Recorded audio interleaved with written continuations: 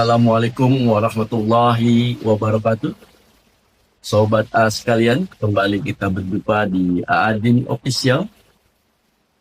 Sebagaimana di video-video yang lalu, A sudah menyampaikan secara berseri bagaimana urgensinya satu perusahaan memiliki satu departemen atau divisi yang khusus atau secara otonom melaksanakan kegiatan pelaksanaan CSR atau TJSL, tanggung jawab sosial lingkungan di perusahaannya dengan terprogram dan berkelanjutan. Dasar dari legalitas TJSL ini yaitu mengacu kepada Undang-Undang Nomor 40 Tahun 2007 tentang perseroan terbatas.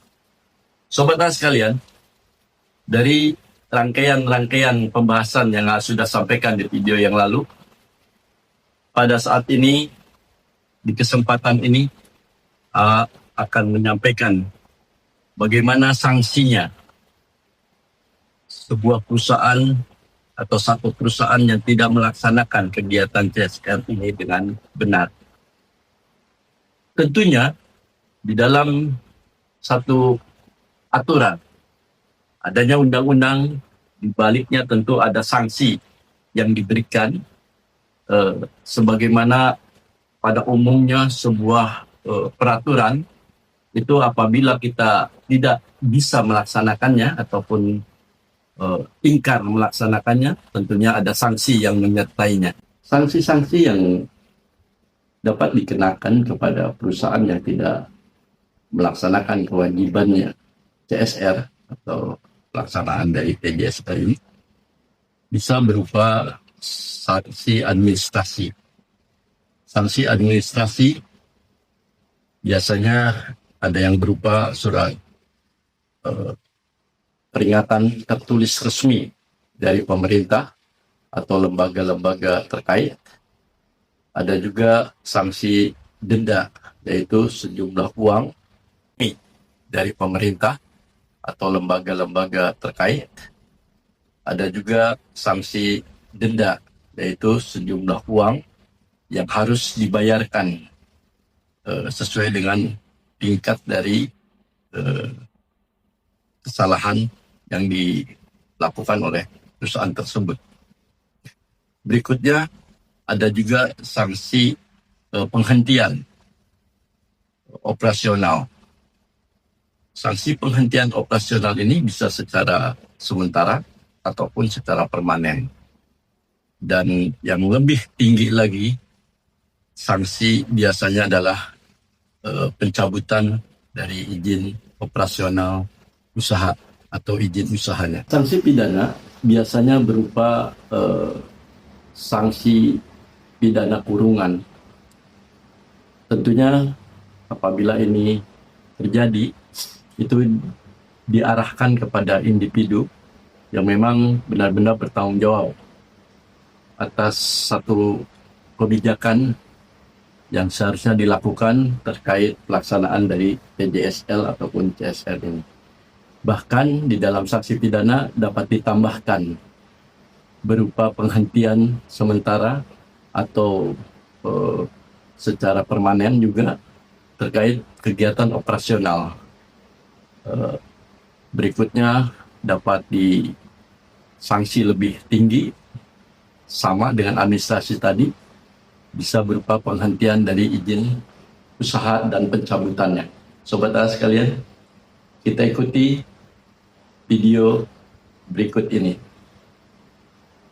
Assalamualaikum warahmatullahi wabarakatuh.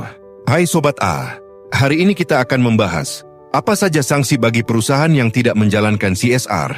Buat yang baru gabung nih, jelasin sedikit apa tuh CSR. CSR adalah bentuk tanggung jawab sosial perusahaan terhadap lingkungan dan masyarakat di sekitarnya.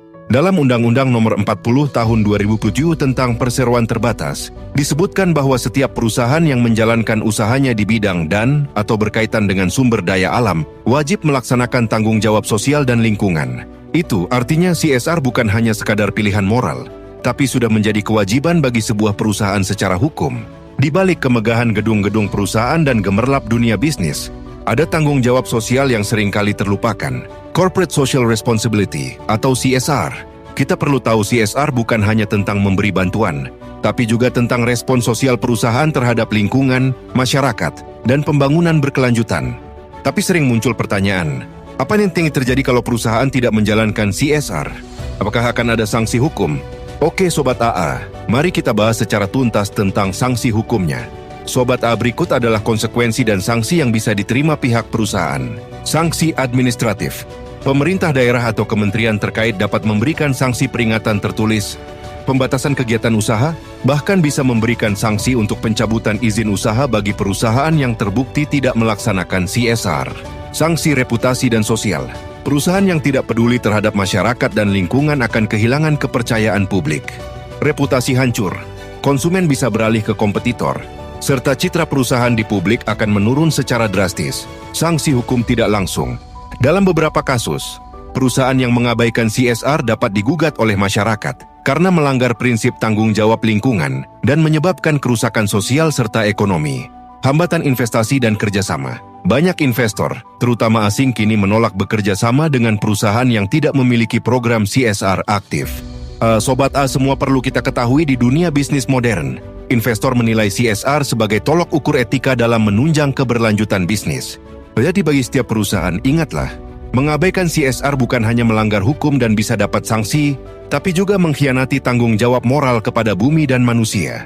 Perlu tetap kita ingat, perusahaan yang menolak tanggung jawab sosial sering menghadapi aksi protes warga, kerusakan lingkungan, dan bahkan penutupan operasional oleh pemerintah.